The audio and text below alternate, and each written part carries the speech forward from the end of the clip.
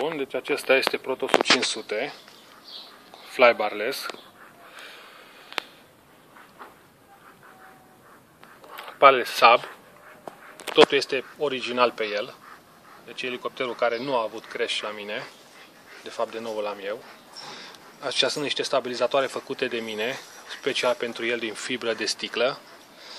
Mărunțișurile care au rămas de la conversia head-ului, plus și altele. Niște piese noi pentru head-ul cu flybar. Cardul de programare de la regulator, original Lipotec. Așa, să-l desfacem.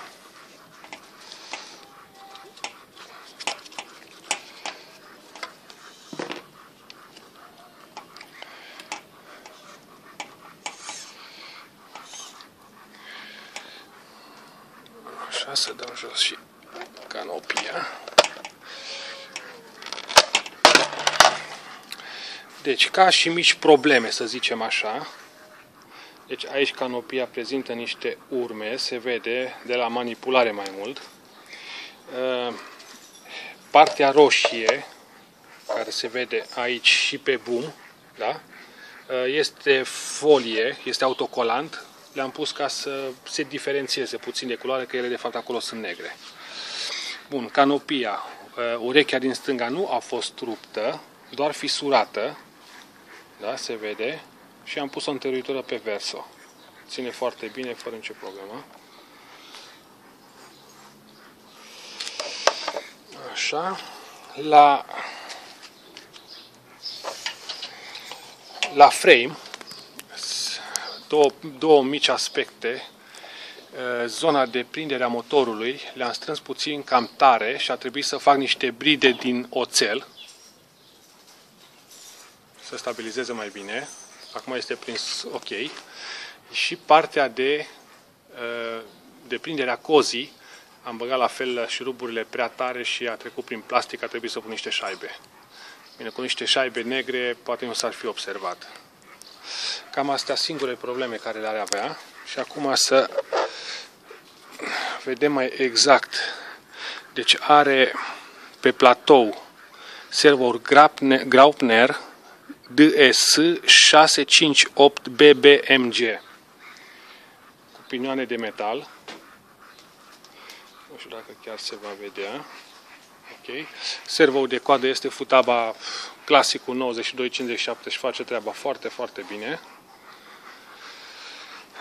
Deci palele le-am spus sub originale, cu o mică problemă la o pală la zbor stând de fapt. Un coleg a aterizat cu avionul exact în capătul palei.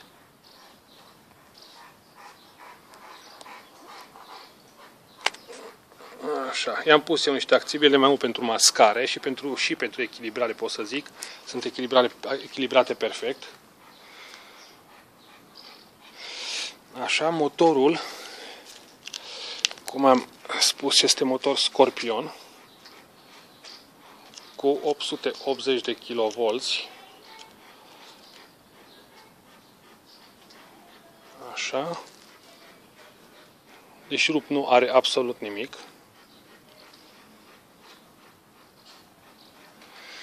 Regulatorul este montat în partea din față, ca să fie cablurile cât mai scurte pe partea de forță. Regulator MSH, cred că Lipotec-i. Așa. Iar unitatea de zbor, care nu este a mea de fapt, a unui coleg, e Bistix cu receptor Spectrum în el. Îi are 7200 BX. Cam asta ar fi descrierea. Mai menționez la coadă că am făcut eu un mic upgrade. Se vede o jumătate de spiră de arc ca să apese această piesă să nu sară practic din locaș.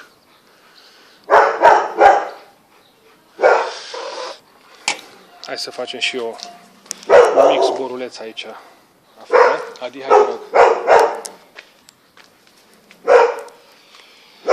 Hai să pornim.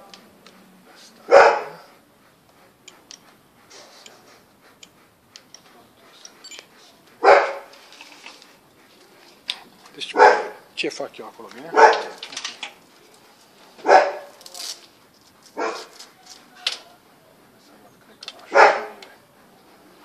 Am mai zburat de mult.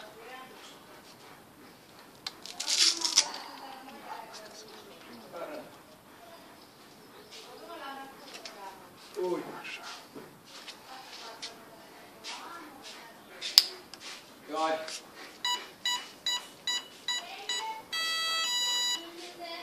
Să inițializeze. Așa.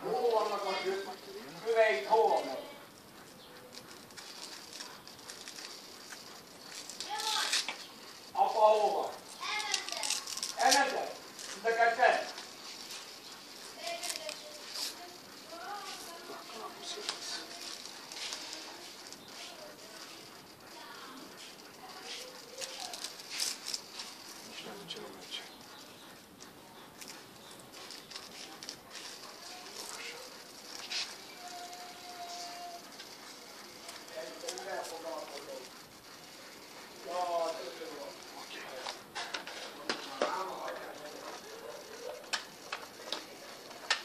Deci, acumulator de 2600, 6 celule. Merge și cu 3300 lejer.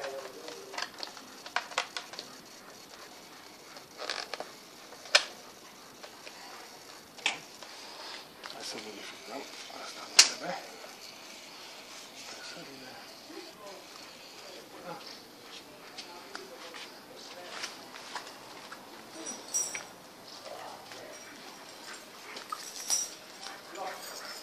Are stop start.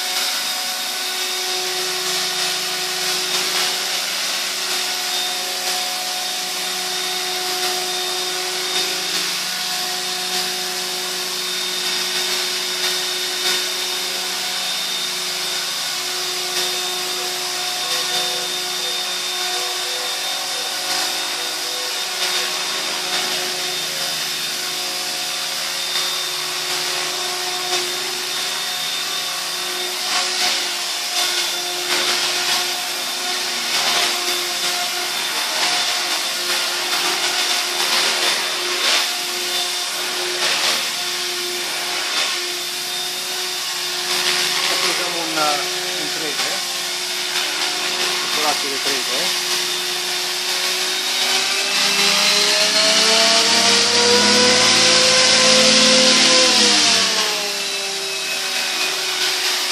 Curvatră.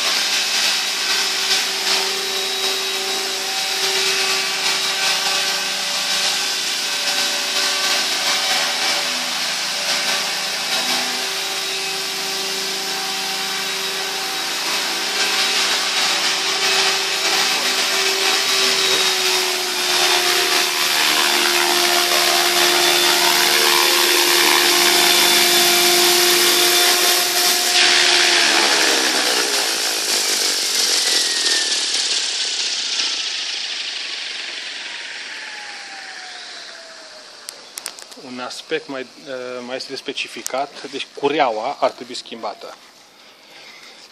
Nu sunt rupți dinți, dar este uzată și cureaua ar fi indicat pentru schimbare.